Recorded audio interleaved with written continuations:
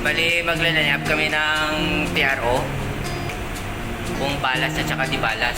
So ito yung TRO. Ito. Yan yung TRO. Tsaka yun yung spare. Ito yung backup. So bali yung gagawin natin. I-explain namin kung paano mag-line up ng TRO. Para alam natin lahat. Bali, kuwari magdidibalas tayo. Tsaka balas.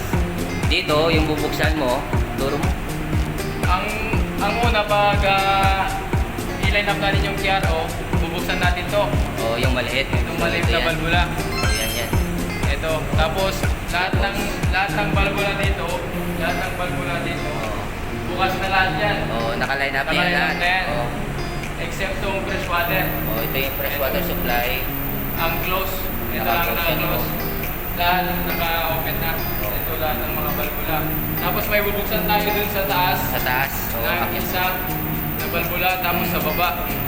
Para malaman natin tapos pagpapakita. ganun. Okay guys, tara guys. Puntahan natin yung balbula guys. Papakita natin. Guys, ito na yung pangalawang balbula na bubuksan natin for the balance at saka ballasting. Ito yung suction overboard the ballasting. Ito open natin. Tapos may isa pa sa taas. Papakita namin din kay Pampi. Ito yung buksan mo lang to. May isa pa para mag-ready tayo i-line up natin sa ating one. Ayos. Kaya akit na tayo doon sa taas. Okay, tara! So guys, nandito tayo nga guys sa number 1, ballast water treatment. So ituturo namin sa inyo yung isang balbula pa. Andun sa baba. Yung kulay pula. So bababa yan ngayon si partner. Yan. Ito na guys, yung number 1. Oh, Ang pure suction. yan pa yung isang ibubuksan natin. Yan lang. Oh, yung pula lang. Yan. Guys, ito ang pinakuling bubuksan natin para ma-line up natin yung TRO. Oh. Pag mabuksan mo na to, line up mo na yung TRO. Pero ready na siya. Para ready na. Pag di balancing or balance. Talaga.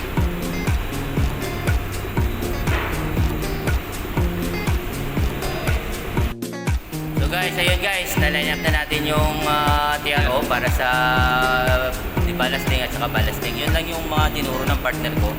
Ang step by step na pagbukas. So yung ibang mga balbula doon naka-line up na. Bali yung pinabuksan lang. Yun nandun sa tabi ng TRO.